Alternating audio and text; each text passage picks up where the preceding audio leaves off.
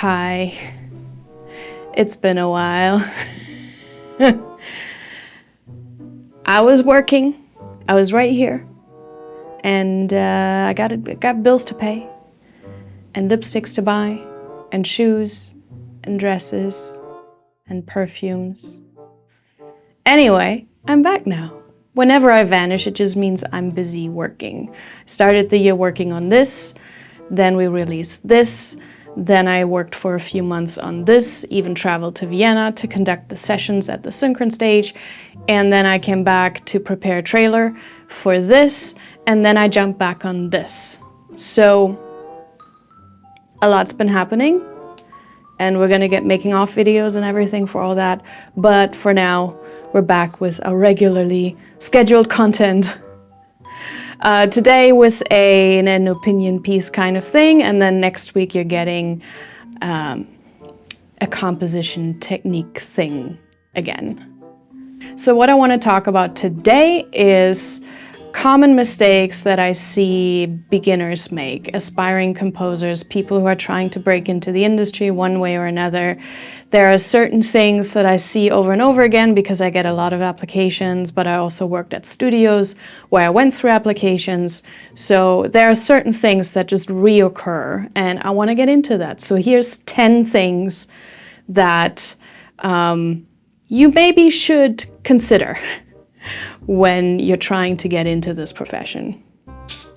Number 1, mock-ups. I'm getting so many submissions and have gotten them in the past working for other composers with extremely bad mock-ups. Same when I give lectures and stuff, like the things I hear. It shows that you either haven't put in the time to practice, or if you can't hear that this isn't good, then it means you haven't spent enough time training your ears. Don't think this isn't important. Even with studio executives, it's the first thing they ask when they meet you. It's, how good are your mock-ups? How good is your production quality? You lose against people with better production chops, no matter how good your writing is, because most productions don't have live budget. Even studio productions, most studio productions do not have a live recording budget. And filmmakers often can't discern between good and bad writing, but they will be drawn to the piece that overall sounds better to them. And even when we have live budget, it's often not enough to buy us a whole orchestra for the time that we need. So even then, the mock-up needs to be mixed into the live recording. We even often do that as a stylistic choice anyway, because it creates this larger than life Hollywood sound, this produced orchestra sound that is often preferred by filmmakers. I'd probably estimate that about 90% of the film scores that you hear have mock-up elements mixed into them. So also when you prepare reels, don't just send a reel with like all of your live recordings. Like if you went to a fancy school and your final project was, getting a full orchestra, or, throughout the years you had the opportunity to record live, a live reel does not really give someone who wants to hire you a lot of insight into the process, because the live recording is the final product, but you have to get it past the production first. I need to know, if I'm hiring someone, if their mock-up can stand next to my mock-ups, because that's going to the production, and if it doesn't get approved by the production, it never hits the stands, so it'll never be recorded. So when you prepare reels, make sure to really showcase your mock-up skills. It doesn't mean you can't put live stuff onto your reel. Just clearly mark down, okay, this is a live recording, but this is a mock-up, just so we can see, okay, this is where this person is at production-wise. And then we can see, okay, is this gonna work for this production? Like a lot of people say, oh, well, but if we're recording anyway, it doesn't matter. It doesn't matter. It's recording is always going to be fine because it's going to go through a chain of people. It's going to go through orchestrators and copyists and through a whole prep process. It'll be played by extremely professional players. It'll be recorded in a beautiful space by experienced engineers. It'll be mixed by an experienced engineer. So the live recording is always going to be fine because it's going to go through a whole chain of experienced people. So it's great if you can do that on your own, but you're not going to do that on a real project. So the mock-up is the important thing where you showcase your skill. Not just your writing skill, but also can you get the idea across in a way that the production will sign off on it. And in a way that, if you're an additional writer, in a way that the composer you work for is gonna sign off on it. I hear a lot of people also online, on forums or in servers go, well, but I write better and faster with pen and paper and I just prefer the old school way. Okay, but you'll be unemployed. That's gonna be the reality. You can learn to write as well and as quickly in the piano roll as you do on paper. Because most of us started on paper, or maybe not most of us, but a lot of us, the more classically trained people, like me, started on paper. I didn't start with MIDI stuff. So it's clearly something you can learn if you just practice enough. It's, again, just a question of, have you done it enough to actually get used to it and to actually give it a shot? Because you didn't learn how to write with pen and paper in a day either, so it's gonna take some time. But once you get a routine, the more you work in the piano roll, the more you start to read it like sheet music. That's how I see it. I see the piano roll in the same way that I read sheet music. There is no difference anymore for me. The main mistake that a lot of people make in the DAW is that instead of sketching out an idea properly, the way you would on paper, they immediately try to make too many choices. Right? They immediately write into the instruments and orchestrate and arrange, and then it just gets so chaotic. You completely lose oversight and you don't know voice leading anymore and you don't know who's playing what. And that part I understand, but that's because you're not doing it right. Unless you're a genius and you can just, write into all the instruments right away and just have everything be perfect. I can't do that. So if you're a beginner, maybe you shouldn't either.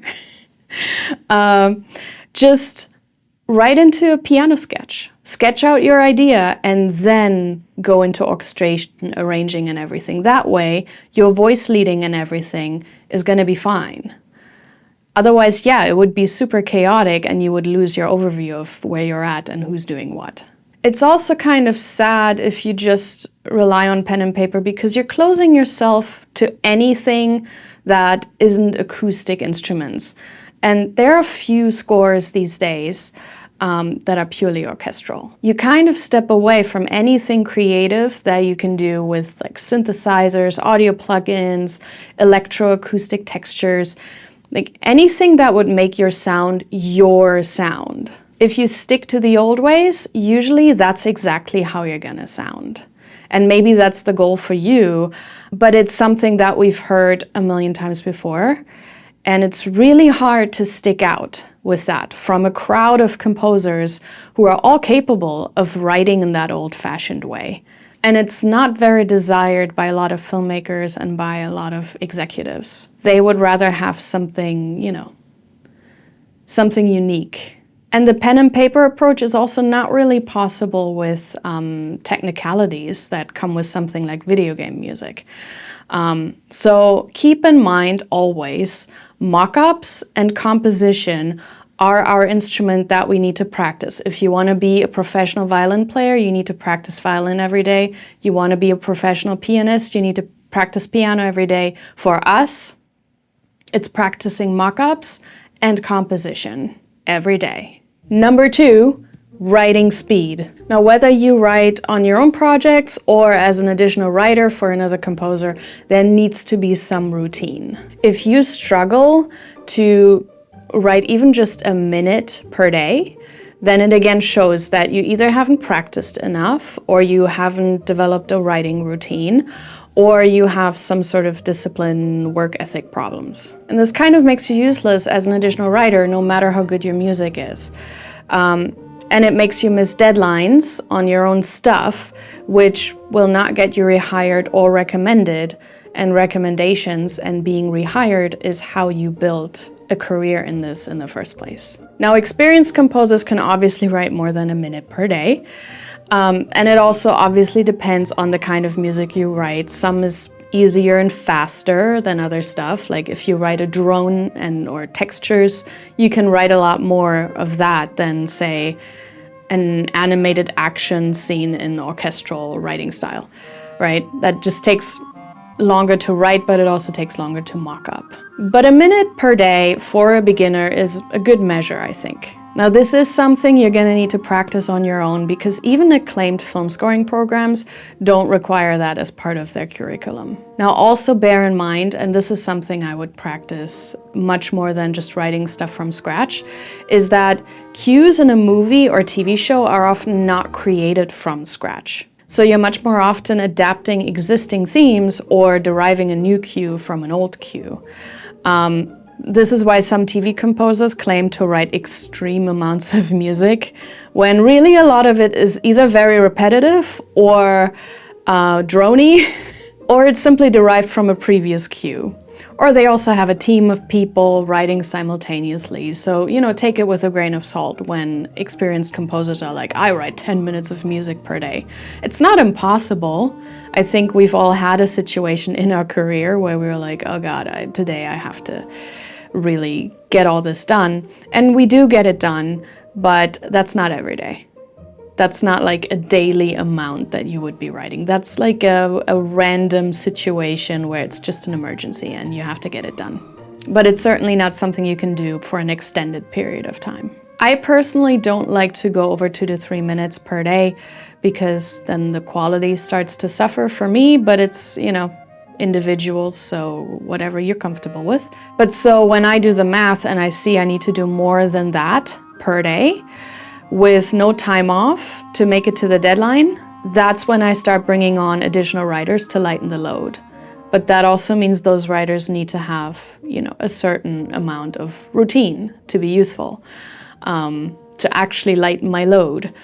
But yeah, usually my expectation would be, since additional writers, not all of them, but a lot of them are more towards the beginning of their careers, I don't expect usually more than a minute per day, maybe 2. I don't expect them to do more than I can do. Definitely not. Number 3, tech obsession. So often composers, especially young composers, or people getting ready for their entrance into the industry, they're spending weeks or months tweaking their template. Getting all kinds of plugins and libraries and just watching tutorials and reading on forums. And I'm not saying don't do those things. Please do those things. But at some point, you actually need to start using those tools. You actually need to start doing the thing. You need to learn the tools while writing. Just spending forever to set things up to one day write music in the future is kind of a cop-out. Like you're just postponing the moment you actually have to sit down and do the hard thing that you set out to do. So you're just kind of keeping busy and, do the tech side of things because that's more reassuring, because that's a bit more set in stone and less vague than, creativity. And you can feel like you're actually doing something when really you're not doing the thing you should be doing. So, the tech stuff, set it up, but maybe set a deadline for yourself by which you just stop and you start writing, and then you just tweak it as you go. Number 4, this is going to be a controversial one, etiquette. Not every thought that crosses your mind needs to be shared unfiltered in public. And I know it's funny I say this on YouTube while sharing my thoughts, but they are filtered, trust me. There's so many things I cut out of almost every video, especially the opinion pieces. I'm very careful about how I present myself, but also what I say, because I'd still like to work tomorrow. So some thoughts can stay inside thoughts. And now some of you are gonna go, but freedom of speech. Okay, I also have the freedom not to work with you if you're being an incessant dipshit online. And I assure you, everyone in hiring positions thinks that. If you're out there constantly antagonizing people like it's your full-time job, nobody wants you on their team. And besides, people get this wrong all the time. Freedom of speech only means you're safe from prosecution from the government. It doesn't mean you get to run your mouth in the town square without consequences. But more importantly, you also have the right to privacy. Some topics are better discussed in private with friends and family. 9 out of 10 times, online discussions have no nuance. So if a topic requires nuance, the internet is probably not the place to have that conversation. 9 out of 10 times, you're probably also not educated enough on the topic at hand to even make a useful contribution to the discussion, and you're just gonna take up air and space from people who can actually give informed opinions. That also goes for private business meetings. Listen, we all need to filter ourselves to a degree. And we do it all the time. Like when you're with your friends, even different friends, you're kind of a different version of yourself. With your parents, you're a different version of yourself. On here, I'm a different version of myself, and you do that all the time. Someone during a lunch once said to me, you know, we filter ourselves when we put clothes on in the morning. And I was like, yeah, actually, that's kind of it. We put on a filter for the whole world, and only very few people are allowed to see us without that filter. But back to the business meetings. In business, depending on how well you know the people in the meeting, apply a filter. Like I remember I was on a composer team and was paired up with this guy from Britain. And he was in a meeting with me and another woman, a lawyer. And he kept using the word cunt. And I know that in Britain it's kind of non-gendered, and in Britain it's kind of something you can say more flippantly. I'm neither British nor American, but I also do know that in America this is a much more serious word. And I don't think in either country you would use it in a business meeting. And then also certainly not if you're in a meeting with just women. It's kind of inappropriate. And listen, I wasn't super bothered by it because I knew this person. I was like, whatever, that's just how he is. But you don't know how much it's bothering other people. So apply a filter. And he was kind of this kind of character who wore his brash, unfiltered language like a badge of honor, like, you know, some kind of act of rebellion or like protest against the educated rich establishment or some bullshit like that. But he really just kind of sounded dumb and rude most of the time. Like he just had no manners whatsoever. And that's not really the impression you want to give. That was also the only project that he was ever brought onto the team, funny enough, because his entire behavior was problematic. So this was just like a symptom of the problem. But you know, it's an overall impression that you make. Now you can be a non-conforming artist, but if you actually want to have a career in anything, not just this, and you want to be able to make a difference in your chosen industry, you can't shoot yourself in the foot right at the beginning when you have no power yet. Or as my former boss Pinar used to say, you can't shit where you want to eat. Like you got to get up there first and then use your power to make a difference. But that also means you kind of have to, you know, play along a little bit. And then you can do whatever you want. Like on here, I'll drop the occasional F-bomb. Would I do that in a business meeting? Absolutely fucking not. Just remember, whether you work for a composer or a filmmaker or a studio, you are representing the team and you are representing the production you work on. And nobody wants problematic people on the team that could reflect badly on the people who hired that person in the first place, right? Like, I don't want to have to explain to my boss why I hired this person who can't behave. This also goes for the way you dress, and this is by no means super strict. Like, We're not bankers, it's fine. Like, you can be fairly casual, but look presentable and not like you just rolled out of bed, okay? Especially if you don't know who's gonna be in the room with you. Like, if you know for sure that it's just gonna be you and your buddies, do whatever. But if you're going to a place like a scoring stage or somewhere, or you work at someone's studio and you don't know who's gonna walk in and out, make yourself presentable to a degree at least, because first impressions last. And if you're unsure, just go with plain business casual and you'll be fine. Like, yes, it's an artistic business, but it's still a business. And you're dealing with a lot of business people that aren't artists.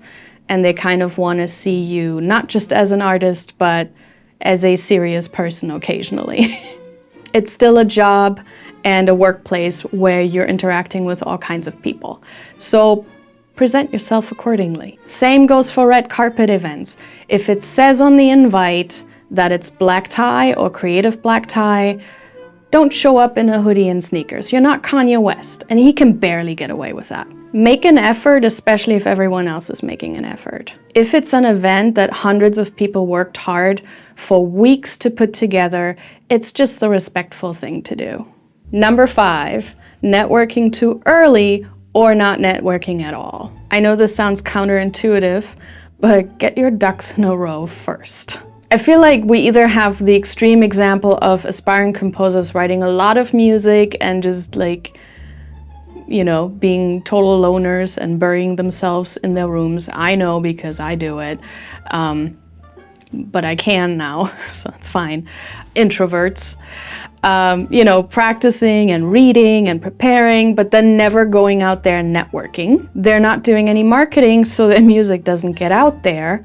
Or we have the other side of that coin, which is aspiring composers who do all the networking. You see them at every event. They're always out there. They're always on social media and at in-person events, which is technically good. But they're doing way too little writing and other preparation for the job. Like, you gotta be ready to work and you gotta be ready to be found. There have been people that I've met and, you know, they expressed interest in working with me and stuff, and I'd Google them later and there would be 0 online presence. Nothing. No website, no SoundCloud, no YouTube, no social media, nothing. And I'm like, well, what am I supposed to do with that? And there were actually people where I heard a random piece of theirs on some reel and I was like, wow, this is a really good piece, this is really interesting. And then I Google their name and I find nothing. And it's so disappointing because I'm like, I would have loved to work with this person, but there's not even an email address. I wouldn't even know how to find this person. Another example, no template. There have been instances where again, people have expressed interest in working with me and I would give them a chance. And then they would know in advance when we would start working, they would not even have a template ready. And I'm like, this is not something to do on the job. This is something you do in preparation for the job. Another thing that I get quite a bit is people who network a lot but then have no reel or any up-to-date music. Like, they will send you music, like you will meet them and you will go, hey, yeah, you can send me some stuff to this email address. And then the newest piece on there is like 2 years old. That's not good. Does that mean you haven't written anything in 2 years? If so, you need to stop the networking a little bit, like dial it down and dial up the writing. Or also, and this goes back to point number 1, bad mockups. You know, like there are literally people having reels where the mockup barely sounds better than something you would get out of, like, you know, Sibelius or Finale or Dorico. Some have like Note Performer exports, which sound better, but they're still not professional mockups. It's not enough. Or they're just generally, they do use libraries and a DAW, but they're just really bad mockups. Like, you gotta get that going first because you're not gonna get this many chances, you know? Like, if someone actually takes the time to listen to your music, which doesn't happen very often, then make sure that it's actually good, that it's actually something that, you know, based on that they could hire you.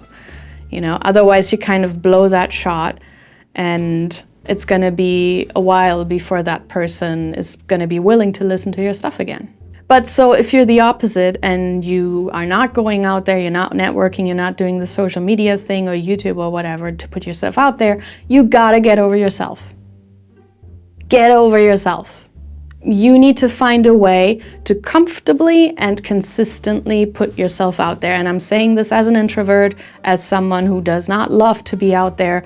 I'm not even sure I like people. I like being in here.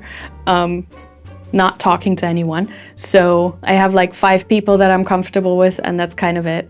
So certified loner here, who's very comfortable being alone, and still, you know, you gotta figure out a way, you know, whatever it is.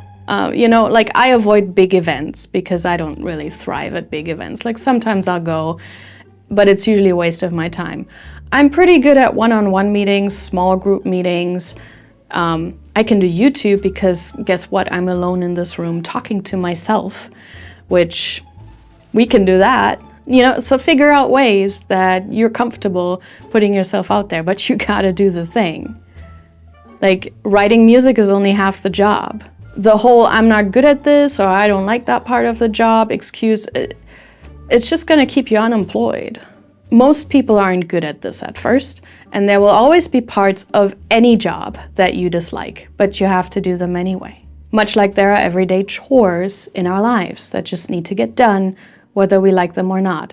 You're not a child, grow up. Number 6, overpromising and underdelivering. If you say you can do something, you better know how to do it, or you are confident that you can learn it quickly because you have adjacent knowledge. And this goes for every job, okay? Not just this one, but you know, it's something that I've encountered way too many times. It's okay to take a risk sometimes, but maybe not too much at the beginning of your career.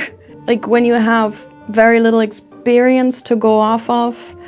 Later on, you know all the things that you managed to figure out along the way, so you can kind of gauge much better what's within your capabilities. Like I've been the replacement composer or emergency call on several productions because the less experienced person they hired couldn't do what they said they could do. Likewise, I've also been part of composer teams where a new hire would want to impress the boss, and they would take on tasks they've never done before and promise they knew how to do it or that they could figure it out, and 9 out of 10 times, the rest of the team had to stay late and pick up their slack because they did in fact not know how to do the thing, or they did it wrong. I don't want to be awake and working past midnight, and I don't want to get panic calls at 2 a.m. because someone wanted to impress the boss and is dropping the ball, and now I have to get up and help them fix it. No, don't do it. Number 7, not fixing things that you were asked to fix.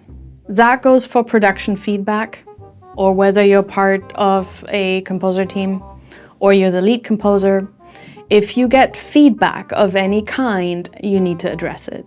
It's work for hire, so you don't get to choose most of the time, unless it's a true collaboration, but most of the time, they tell you, change this, and then you have to go and change it. Like, sometimes you can make it a little bit of a discussion, like if you have a good argument or you're really in love with the cue, like sometimes you can make your case, but you know, at the end of the day, they have veto rights, and so if they're like, no, we still want you to change it, go do it. And when you work for a composer and they point out a weakness or gap in your skill set that you need to fix, actually go fix it. Back when I was part of composer teams, or even with my own team members, I've seen it time and time again how people procrastinate on filling gaps in their knowledge. And sometimes there are months in between gigs, especially for beginners who don't have a lot of clients yet, that provide them with a steady flow of work. But even like with my team members, they're not on a project with me for the entire duration of the project. I'm the only person who's really there from the first second to the last second. All the other team members kind of come in and drop out at different points. After their job is done, they leave. They don't stay until the very end. So very often their work time on my gigs is much shorter than mine, which also means that very often if I'm their only employer, for example, that means they have sometimes months in between gigs. So that's plenty of time to practice and improve things, right? And that goes for most composer team members. Very few additional writers are really busy around the clock and never have any time off. So that time should be used to expand your skill set, especially if the person you work for pointed out weaknesses that need to be fixed. That can be something about your mockups or your production quality, maybe a software you need to learn because the composer or filmmaker want you to use it. Maybe it's something related to orchestration or music theory. Maybe it's the writing speed or something tech related. But whatever it is, you need to tackle it if your boss or collaborator asked you to. So if you come back time and time again without improvement, even though you've had enough time, then your employer will eventually grow tired of it and stop hiring you. Also, always, if you need a motivator, always assume that other people will hone their craft regularly and improve over time. So if you don't, you might get left behind at some point. Number 8, not following instructions. There are certain standards when it comes to how things are done and how they're delivered. A lot of them you can find on this channel. Yay! There are nuances between studios and productions, but whether you work as part of a team or directly for a film production, they will have a certain way that they want you to do things, and usually there's a good reason for it, even if you don't understand the reason. Sometimes it's a preference thing, but normally things are done a certain way to prevent problems later down the line or to make things easier for the people who handle our files later on. Otherwise, it may cause problems that you may not be able to anticipate because you don't have the experience. So trust the process. Do things the way that you're asked, be it naming schemes, delivery format, session prep, or anything else. Don't just change stuff thinking you know better because you'll only be doing things twice and you'll be annoying people because you're wasting time and money. Number 9, being a one-trick pony. Only focusing on one writing style may have worked a few decades ago when there was a shortage of media composers, but these days, you'll have to bring a bit more to the table and evolve artistically, diversify, if you will. You can certainly specialize in one thing at first, like I specialized in orchestral stuff at first. But make sure you branch out and learn, because then you'll be suited for more projects. If, for example, you only ever specialize in traditional orchestral writing, there's very few gigs that you'd qualify for. And then you'd have to stand out from all the other orchestral writers, which is incredibly hard to do in and of itself, but then especially if they bring other interesting elements to the style and then combine it into their own unique sound. And this also goes for additional writing if you want to be part of a composer team. The more you can do in terms of technique and production, the more you can be hired. Say I have one traditional orchestral gig in a year and 5 non-orchestral ones, then I could only hire you for 1 production instead of 6. Number 10 is kind of not one thing, it's just other random things that came up while I was thinking about this. One thing, be available. If you say you're available for the gig, be available. Don't just vanish on people or do other stuff.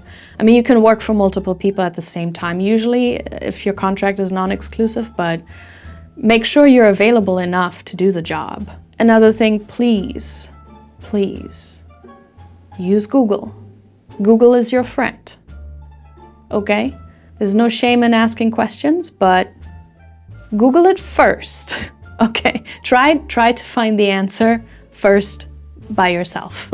Not being a team player, I mean, yeah, I've been on teams where that was the case.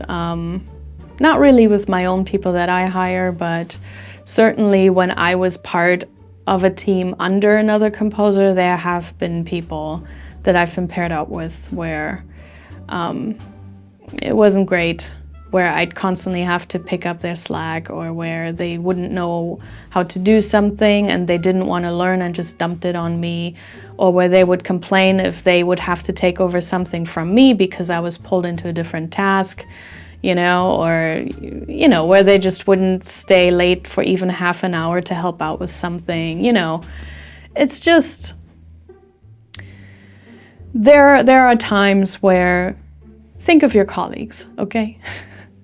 Like, let's not make each other's lives harder, because this job is hard enough, especially if the deadline is tight and you have like live recording and it's just super stressful, it's crunch time. Try and make everybody's life a little bit easier. Because if we all do that, then, you know, it's usually a good result.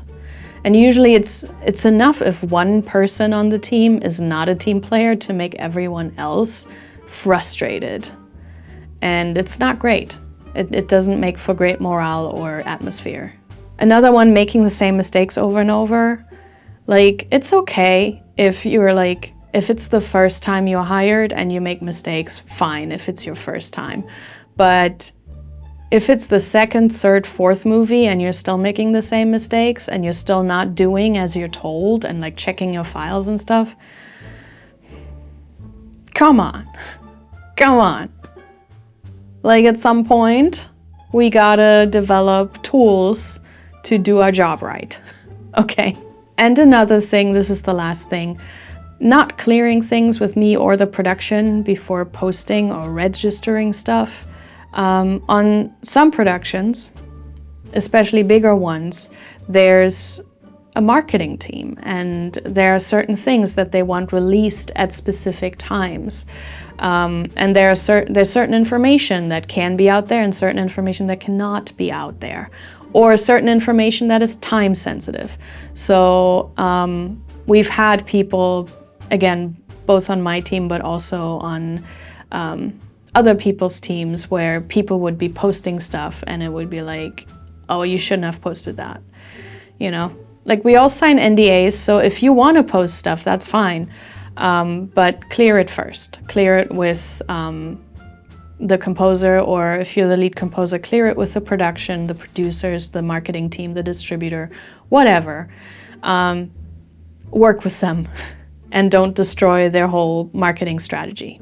All right, I hope this was helpful. I will finish this beer and then I will see you guys next week with another composition 107, 108. I don't even know which one it is at this point. Anyway, go practice.